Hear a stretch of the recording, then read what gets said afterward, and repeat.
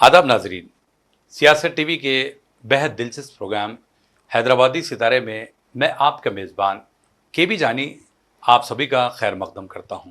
आज हम बात कर रहे हैं हैदराबाद के मल्टी टैलेंट आर्टिस्ट जिनको आप और हम अरशद नवाब के नाम से जानते हैं। नवाब साहब, आपने शुरुआत में अपने इब्तदाई दौर की बातें हमसे शेयर की। अभी हमें ये बताइए कि आज की फिल्मों में और पहले के दौर की फिल्मों में आप कितना फ़र्क महसूस करते हैं, उस बारे में बताएं। बहुत बड़ा फ़र्क महसूस करता हूँ।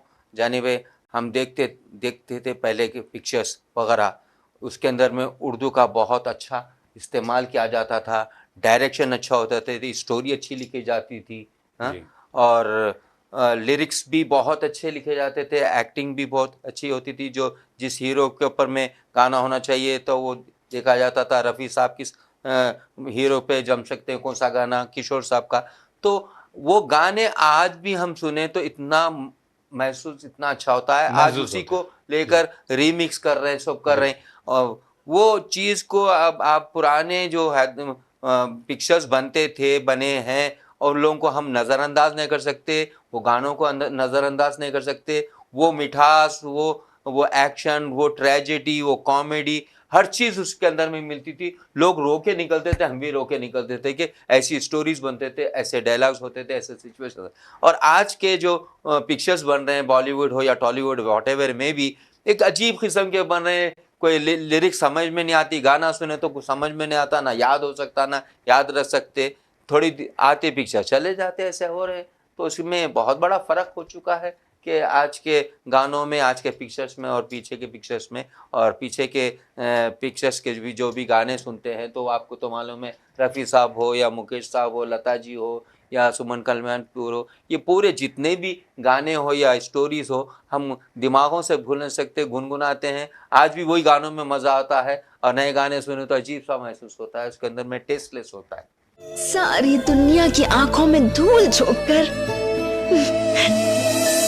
तुम्हें अपने केसुओं में छुपाकर और इस दिल की धड़कन बनाकर झूमने को दिल कर रहा है। तो इसका मतलब ये हुआ कि नया 9 दिन, पुराना 100 दिन, यही बात हुई है ना। क्योंकि वाकई जो है पुराने गाने आज भी हम सुनते हैं तो काफ़ी इंजॉय करते हैं ना। डेफिनेटली, वो तो उससे इनकार नहीं। एक वैसे थे ना, मन बनता था, आदमी गमगीन भी हो अगर सुन लिया तो उसका माइंड चेंज हो जाता था। एक एक अल्फाज, उसके गानों के तर्ज वगैरह, बहुत म्यूजिक वगैरह, बहुत बढ़िया चीज़। नहीं, और दूसरी चीज़ ये है नवाब साहब, मैं आपको बता दूं कि भाई काफ़ी मेहनत की जाती थी एक एक गाने के ऊपर। जो म्यूजिक डायरेक्टर, कंपोजर्स थे, वो काफ़ी मेहनत किया करते थे। प्रैक्टिस होती थी, फिर एक साथ ऑर्केस्ट्रा स्टूडियो में रिकॉर्ड करना, बहुत ही ज़बरदस्त। बहुत देखिए, दिलीप जी साहब ने लता जी को कहा था कि तुम्हारे गाने में मराठी स्लैग आ रहा है, आप उर्दू सीखो। उन्होंने उर्दू टीचर को रख के सीखा। उन्हें चाहती तो इतनी बड़ी एक्टर, उन्होंने क्या हूँ, मेरा चल रहा है। मगर ऐसे लोग एक्सेप्ट करते थे गलतियों को, और उन्हें बताया कि वो स्लैग आ रहा है, इसको खत्म करो, तो उन्हें टीचर रख के सीखे। तो इतने बढ़िया चीजें थे, और इस वास्ते आज तक हम भूल नहीं सक रहे। और आज के भी चल रहे हैं। तो कभी आए तो गाना कब था, कौन सी पिक्चर में था, पता नहीं। और पिक्चर भी देखो तो अजीब, माराम पीटी, धूम धाड़ धाड़, खत्म। ना उसमें ट्रेजेडी दिखाई दे रही, ना कॉमेडी दिखाई। अब वो बच्चों को क्या है, वो रॉबर्ट की तरह देख ले रहे हैं, जितनी फाइट हो गई तो देख लो, खुश हो जा रहे हैं, और कुछ भी रिजल्ट नहीं है। सही बात है सर, बिल्कुल सही बात है। चलिए, आज हम बात करेंगे हैदराबाद डायरीज में भी आप काफ़ी धूम मचा रहे हैं, नाना कभी दादा। तो किस तरह आपको ये रोल और किस तरह आपको हैदराबाद डायरीज में मौका दिया गया? यकीन नहीं मानेंगे, जब साजिद भाई गुल्लू दादा ने मुझे फ़ोन किए तो आई फील वेरी हैप्पी कि मैं कहाँ चले जा रहा हूँ, ये क्या चीज़ में जा रहा हूँ मैं। हैदराबाद डायरीज वो चीज़ जगह है, क्योंकि मेरे घर में देखा जाता है, हर जगह मैं सुनता हूँ, इतनी अच्छी राइटिंग होती है, डायलॉग होते हैं, और इतनी अच्छी कॉमेडी और अच्छे अल्फाज का, उर्दू का अच्छा इस्तेमाल, अच्छे अल्फाज में के अंदर में कॉमेडी की जाती है। तो हम बैठ के जब देखते हैं तो बहन, भाई, बीवी, बच्चे, दामाद, हर लोग के साथ हम बैठ के देख सकते हैं कि वहाँ पे कोई ऐसी चीज़ नहीं आती जो कि हमको फैमिली में बैठ के नहीं देखे था। आज हैदराबाद डायरीज़ के अंदर मुझे मौका मिला, साजिद भाई ने दिए, हमारे शाहरुख भाई ने बहुत अच्छा कॉपरेट करते हैं, अच्छी राइटिंग है, अबरार भाई, ये तीनों मिलकर बहुत अच्छा बनाते हैं। देखिए, मैं तारीफ अकेला नहीं कर रहा हूँ, दुनिया तारीफ करिए। उस नंबर 1 हैदराबाद डायरीज। आप कहीं भी, मैं दुबई अगर कहीं भी जाता हूँ तो लोग पहचानते हैं, और बिलियंस में लोग चुपी के नहीं पसंद करते। जानी भाई, इस हैदराबाद डायरीज के अंदर में जितने भी एपिसोड बने हैं, लोग उसको बड़ी खुशी से देखते हैं। उसके अंदर में अच्छा सा मैसेज भी रहता है, अच्छी उर्दू का इस्तेमाल किया जाता है। तो वो बात है, मुझे बेहद खुश हो कि आज मैं लोग, मेरा जहाँ तक भी लोग मिलते हैं करते हैं, तो हैदराबाद डायरीज़ की तरफ से मुझे आइडेंटिटी मिलती है कि भाई आप हैदराबाद डायरीज़ में नाना दादा का कैरेक्टर करें, तो मैं बेहद खुश होता हूँ कि I thank you to Sajid भाई एंड अबरार एंड शाहरुख भाई को मैं दिल से शुक्रिया अदा करता हूँ। और उसमें भी आपके साथ में मेरे को कैरेक्टर मिले हैं, लोग आप मिलते हैं, क्या हुआ हरीश का, क्या हुआ हरीश का कैरेक्टर आपका बढ़िया रहा। बाबा आप कहाँ गए थे? वॉकिंग को रोज आता हूं ना मैं। अच्छा, सो जाओ फिर। बादशाह बच्चा हलीम देखे गया। ऐसे लोग मुझे मिलके हैदराबाद डायरीज से रिकग्नाइजेशन मेरे को मिलता है तो बहुत बड़ी खुशी होती है। तो सही बात। उसमें भी आप मेरे को कोऑपरेट करते हैं, एक्टिंग में देखो ना, I am very thank you to you also. अरे कोई बात नहीं भाई, देखिए आपका रोल आप निभाते हैं, जो बाकी जितने कैरेक्टर होते हैं उन लोग तो निभाते ही निभाते नहीं हैं। करते हैं तो दोनों अब थोड़ा आप जैसे लोग भी करेक्शन करें तो हमारा काम है। देखिए आप कितनी बड़ी मिसाल दिया, लता जी और दिलीप जी ने गाने के अंदर में स्लैग, मराठी स्लैग आ रहा तो उन्होंने उर्दू टीचर रखे, तो एक्सेप्ट करे ना, करने से आज वो लता जी कहाँ चले गए। सही बात है। अगर वो चाहते थे कि मैं नहीं करती भाई, उन्होंने कहीं को बोले तनकीदें नहीं करे ना, यहाँ पर अगर आप बोल दिए मैं तो एक्सेप्ट करता हूँ। अरे कौन भाई, उन्होंने हमको बोल रहे, हम तो एक्टर है, हमको उन्होंने सिखाते, ऐसे बात नहीं होना चाहिए। क्या बोलते सही बात, सही बात। आओ चीचा, माप लेता हूँ तुम्हारा। ये क्या काम आप ले रहे हैं मियाँ? लड़ने का। हाँ? जरा हाथ उठाओ। जब आपको हैदराबाद डायरीज से काम मिल रहा है और मुख्तलिफ प्लेटफॉर्म से आपको काम मिल ही रहा है, लेकिन आज हम जो देखते हैं हैदराबाद इंडस्ट्री जी जी जी धीरे धीरे खत्म होती जा रही है जी। इस पर आपका क्या कहना है? जानी भाई, आप भी जानते हैं, मैं भी जानता हूँ। जानी भाई, हैदराबाद इंडस्ट्रीज के अंदर में जो भी लैंग्वेज का जो इस्तेमाल कर रहा है, वो बोला जाता है कि ये हैदराबादी लैंग्वेज है, हैदराबादी स्लैंग नहीं होता, और राइटिंग अच्छी नहीं, डायलॉग बिल्कुल। आप देख रहे हैं कि हम बात कर रहे हैं, हैदराबाद का कल्चर देखिए कितना अच्छा उर्दू का इस्तेमाल करते हैं।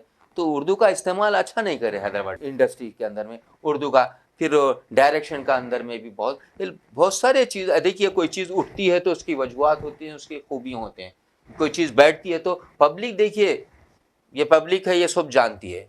अब आप बेवकूफ़ नहीं बना सकते पब्लिक को। पब्लिक इज जज, दैट ओनली बिकॉज। तो वजह ये रही कि लोग पसंद भी न करें कि भाई उर्दू का सही इस्तेमाल नहीं हो रहा है, और कल्चर को जो बताया जा रहा है कि वो कल्चर ऐसा नहीं है। सास बहू के झगड़े, ये वो चीज़ों को, क्योंकि हमारे घरों में सास बहू ये सब चीज़ों के मामले में इस तरीके के वल्गर लैंग्वेज उर्दू का इस्तेमाल नहीं होता। उर्दू का इस्तेमाल बहुत अच्छी उर्दू है, और उसको गलत इस्तेमाल किया जाता है। यहाँ पर बहुत बड़ी सुधार आना है कि राइटिंग में होना है, डायरेक्शन में होना चाहिए। फिर एक्टर्स को यहाँ पे कोई ट्रेनिंग होती ना, कुछ होती ना, रिहर्सल होती ना, कुछ होती, कैमरा रख दिए, चलो मैं बोलता हूँ प्रॉम्प्टिंग, तो उसके अंदर में सब चीज़ें पब्लिक नोटिस करती ना, है क्या नहीं बोलिए आप? नहीं, लेकिन एक चीज आप ब्लेम कर रहे हैं Blame स्क्रिप्ट नहीं। को लेकर, जी या स्क्रिप्ट को लेकर, blame नहीं या कर- फिर आप उर्दू के मुतालिक बता रहे हैं। जी तो आप मुझे बताइए कि भाई, जब अगर उर्दू में डायलॉग लिखे जाएं या फिर स्क्रिप्ट अच्छी हो जाए, तो क्या हमारी इंडस्ट्री फिर से डेफिनेटली मैं बोल रहा उठ हूँ, सकती है? उर्दू को अच्छा इस्तेमाल करिए, अच्छे स्टोरीज लिखिए, और डायरेक्शन अच्छा दीजिए, बहुत सारी चीज़ों को करेक्शन करिए। मैं देखिए तबड़ी बार बार कर रहा हूँ, आप भी बोल रहे हैं, लोग भी बोल रहे हैं कि बार बार दिलीप जी और लता जी के बारे में हो रहे हैं। वो इसलिए बता रहा हूँ कि इतने बड़े लोग एक दूसरे के करेक्शन करते हैं, तो हम अपने आप को करेक्शन करने में बुराई क्या बात है? हम क्यों समझ जाते हैं कि हम ही अच्छे राइटर है, हम ही अच्छा लिख ले रहे हैं? आप देख रहे हैं, आप कई पिक्चर्स के अंदर में उर्दू का गलत इस्तेमाल होता है, तलफ़ुज़ का, और कल्चर को गलत बताया जाता, लैंग्वेजेस वगैरह, और बहुत सारी चीज़ें हैं ना, बहुत सारा चीज़ें सीखना पड़ता है लोग। नहीं, लेकिन देखिए, आप जो ब्लेम कर रहे हैं, आपकी जो शिकायत है, चलिए एक तरफ। शिकायत नहीं है, पब्लिक कुछ रिजेक्ट कर रही है, नहीं मैं नहीं कर रहा। नहीं, लेकिन एक बात है, अगर फिल्में लॉकडाउन के बाद बहुत कम बन रही हैं, जी इसकी वजह यही है कि भाई स्टोरी नहीं है, या फिर डायलॉग सही तौर पर नहीं लिखे जाते, या फिर जी एक्टर जो है अपना कास्टिंग बहुत परफॉर्मेंस। इम्पोर्टेंट होती है ना जानी भाई। अब आपके कैरेक्टर को कोई और चीज़ ने कास्टिंग में हो ना, गोरे को गोरा कैरेक्टर हो, लंबे को लंबा कैरेक्टर हो, लंबे को छोटा रख देंगे, घोड़े की जगह गधा लगा देंगे, तो पब्लिक एक्सेप्ट। देखिए, हम नहीं चाह रहे हैं, पब्लिक का रुझान देखिए, पब्लिक क्या चाह रही है कि पिक्चर देख के क्या थी भाई, ये पिक्चर है क्या, कैसी है? तो हम नहीं बोल रहे ना, वो चीज़ हम सुनकर आपको कह रहे हैं कि ठीक। कास्टिंग भी बड़ी चीज़ होना चाहिए। तो नहीं, कास्टिंग आप बताइए कि कास्टिंग किस तरह की हो? तो डायरेक्टर जो लेता है स्टोरी के लिहाज से, किसको, आपको तो मालूम है कि बहुत सारे चीज़ें बड़े बड़े बॉलीवुड वाले को, बड़े बड़े डायरेक्टर बोले कि कैरेक्टर में उन्होंने सूट होते हैं, बात जगह तो दिलीप कुमार को भी बोले कि भैया स्टोरी उन्होंने सूट होते हैं क्योंकि उनका अलग है। तो क्या स्टोरी के लिहाज से किसको कहाँ लेना है, हीरो किसको लेना है, विलन किसको लेना है, हीरोइन किसको लेना है, बहुत बड़ी चीज़ है। कास्टिंग भी कोई छोटी चीज़ नहीं है, इसको भी डाल दो बोले तो नहीं होता ना, कास्टिंग भी उठना। देखिए, तो आपको कास्टिंग से भी एतराज है? बिल्कुल बिल्कुल, मैं देखा हूँ। अरे कैसे आदमी को क्या दे रहे हैं भाई? नहीं, बोलिए आप। नहीं, लेकिन देखिए अरशद नवाब साहब, लॉकडाउन के बाद जी कितनी फिल्में आई जी जो हैदराबादी इंडस्ट्री से जुड़ी, या जी। मतलब हैदराबादी फिल्में आई। लॉकडाउन के बाद कितनी आई, आप बताइए। अब जो भी आई आप उसके नहीं, अंदर दो चार फिल्में। हाँ, दो चार वही जो भी आई देखिए, उससे पहले बहुत ज्यादा फिल्में आई, बन रही थी जी। और रिलीज भी हो रही थी। और रिलीज भी हो रही थी। अभी बन रही हैं लेकिन रिलीज नहीं हो रही है। जी हाँ, तो रिलीज के बाद ये सारी चीजें हम देख पाते हैं जी हाँ। और कि भाई ये फिल्में ऐसी होना चाहिए, कास्टिंग ऐसी होना चाहिए, डायरेक्शन ऐसा होना चाहिए, और इस स्क्रिप्ट काफी मजबूत होनी चाहिए। जी हाँ, जी हाँ।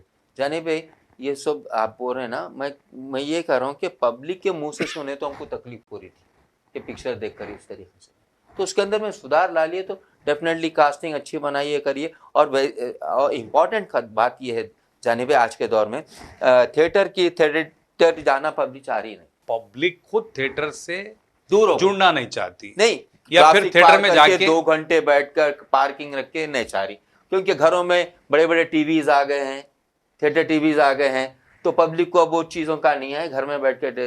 अब देखिए, बड़े बड़े बॉलीवुड पिक्चर, टॉलीवुड बड़े बड़े नहीं चल रहा नहीं है, आ रहे, क्यों नहीं वजह? चल रहा है। थिएटर ओटीटी प्लेटफॉर्म का अब खत्म, दौर है। खत्म, तो ऐसे दौर में कोई भी इंडस्ट्री चल नहीं पा रही चल है। नहीं जाएगी। आप यूं ये बताइए बताइए। कि भाई आजकल लोग थिएटर की तरफ आना नहीं बिल्कुल चाहते, नहीं, बिल्कुल फिल्मा देखना नहीं चाह रहे हैं, और अपना वक्त बर्बाद करना नहीं कर। नहीं चाह आप रहे हैं। देखिए, आप भी देखते हैं तो अपन मोबाइल भी देख रहे हैं, तो अच्छा दिखा तो 2 सेकंड में हटा देते। अब थिएटर में 1 डेढ़ घंटा 2 घंटे उन्हें क्या हटाएंगा, क्या करेंगे, तो वो भी एक प्रॉब्लम है। और थिएटर को जाकर 2 घंटे देखने का वो खत्म हो गया। थिएटर जाने के लिए पब्लिक चाह रही नहीं, क्योंकि वो लोग बोल रहे हैं कि भाई सब कुछ घर पे मिल जा रहा, फोन पे मिल जा रहा, तो वाई शायद आई गो तो थिएटर। तो मैंने समझता कि थिएटिकल पिक्चर्स अब आगे आगे देखिए, हमारे अतराफ के 3-4 थिएटर बंद होते जाएंगे। अब बिल्कुल, सिंगल स्क्रीन धीरे धीरे खत्म होते जा रहा है। खत्म हो जाएगा, और पब्लिक के पास में घरों में भी बहुत बड़े बड़े स्क्रीन्स आ गए हैं, तो दे आर एंजॉयिंग। अब उसी पे तो कमाओ। अब ऐसी सूरत में जो भी हैदराबादी एक्टर जो अपनी पूरी तवानाई के साथ, अपनी पूरी एनर्जी के साथ अपनी एक्टिंग के गुण कहाँ बता सकता है? देखिए, अब शॉर्ट फिल्म्स आ गए, वेब सीरीज आ गए, छोटे छोटे आ गए, आप अपनी कला उसमें बताइए। 1 मिनट में भी आपकी कला, अब देखिए, आप बात चीज़ें ऐसे आ रही हैं, रील्स, कॉमेडी के जो रील्स छोटे आ रहे हैं, अरे आप देखो तबीयत खुश हो जाती है, हंसते अपने आप से मुंह से हंसी निकल रही, और एक्टिंग, एक्सप्रेशन, डायलॉग क्या है भाई वो लोगों का, है ना। हैदराबाद डायरीज में भी देखो आप कैसे डायरेक्शन है, किस तरीके से एक्सप्रेशन वगैरह है। तो लोग छुपी के कोई चीज़ को नहीं पसंद करते, ऐसी कुछ भी नहीं है कि पैसा खर्च कर दो तो अपन हीरो बन जाओ, पैसा लगा दियो तो लोग देख लेंगे। ये ऐसी चीज़ का नाम है कि यहाँ पर अपनी काबिलियत को मनवाना है और वर्क हार्ड करना है। अगर आदमी अपने आप को कुछ भी समझ गया तो नहीं समझना चाहिए कि हमेशा एक्टर हूँ, मैं सीख रहा हूँ, सीखते रहूँगा, और अपने आप में एटीट्यूड नहीं आया तो सब कुछ चीज़ पब्लिक एक्सेप्ट करती है। I believe this. मल्होत्रा से काम करेंगे आप? इम्पॉसिबल है। मल्होत्रा साहब प्लीज ये कैरेक्टर कर लीजिए, नहीं तो हम बर्बाद हो जाएंगे, हम कहीं के नहीं रहेंगे, हमारा बहुत नुकसान हो जाएगा मल्होत्रा साहब। आपने बताया कि स्टोरी सही होनी चाहिए, बिल्कुल बिल्कुल, और डायरेक्शन, फिर स्क्रीन प्ले, सारी गाने तो रहते ही नहीं, सारी चीजें होने के बावजूद भी जब थिएटर तक वो फिल्म रिलीज नहीं हो पाती, क्यों?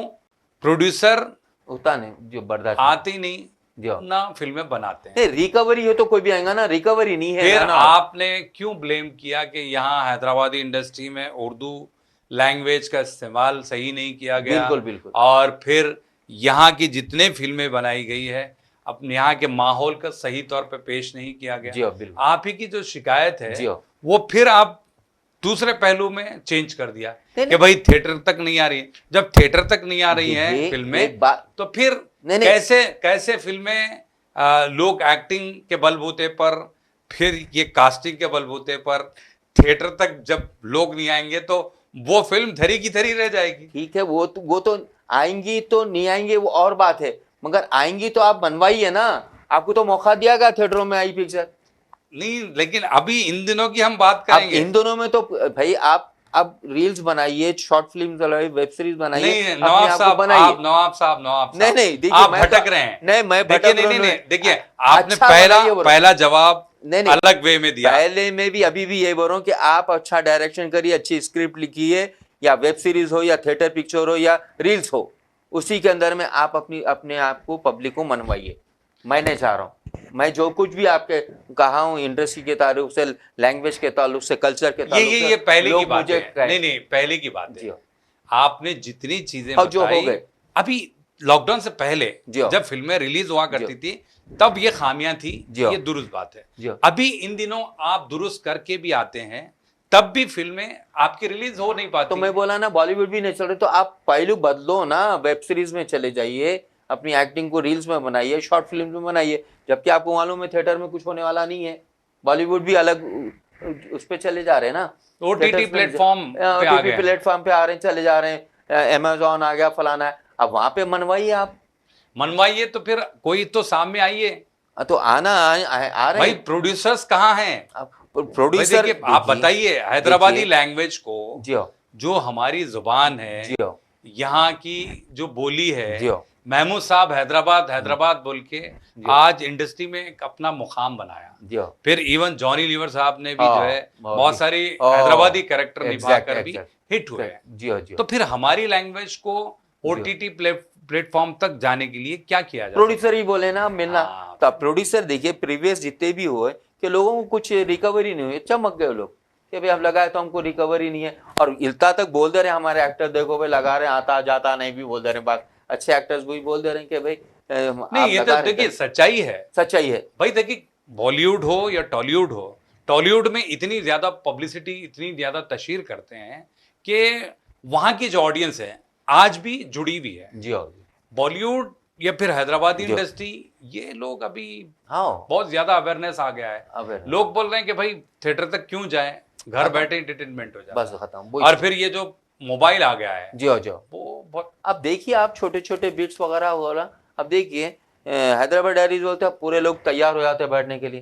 क्यों? और आप पूरे फैमिलीज वगैरह A to Z देख रहे हैं। क्यों देख रहे हैं? इतने बच्चे मेरे को रोड पे निकल के पूछते, आप दादा है नहीं शाहरुख के? तुम्हारे दादा? क्या हुआ मेरे दादा को? पप्पा, रमजान का मुबारक महीना मिला देखो, और वो भी नींद में। कितना कॉमन है वो, कितनी पॉपुलरिटी। तो भाई आपको रोल मिल गया, आप उनकी दुआई दे रहे हैं। अल्लाह अकबर। साजिद भाई भोजनों को काम दिए दे रहे भी। बाद जगह मैंने सुना कि लोग एटीट्यूड की भी बात करे साजिद भाई के साथ में, तो वो बात गलत है ना। आपको प्लेटफॉर्म देखिए, आपको क्या पता। मैं आज भी चैलेंज करता हूँ ना, आप लाखों रुपए लगा लो, पिक्चर बना लो, या आप अपना चैनल भी चला लो, मगर आप ये समझेंगे कि मैं पैसा लगाकर शाहरुख खान बन जाऊंगा या पैसा लगाकर पिक्चर कितनी भी पैसा लगा लो तो मैं ये पिक्चर चल जाएंगी, नहीं होता है। यहाँ पर काम होना है, एक्टिंग होना है। पब्लिक इज द जजेस and public will decide you are the hero और नॉट जीरो। ये पब्लिक है, ये सब जानती है, हम कुछ भी बता दिए तो नहीं सुनती। सही बात है। हाँ जी, मतलब आप प्रोड्यूसर बनकर, जी, हीरो बनकर या फिर फिल्म नहीं, बनाने नहीं। से कुछ नहीं होता। नहीं होता, नहीं होता। आपका कहना ये है। मैं चैलेंज करता हूँ, कोई बना लो, बोलो कर ले, कोई टक्कर ले लो, बोलो, कोई कामयाब नहीं हो सकता।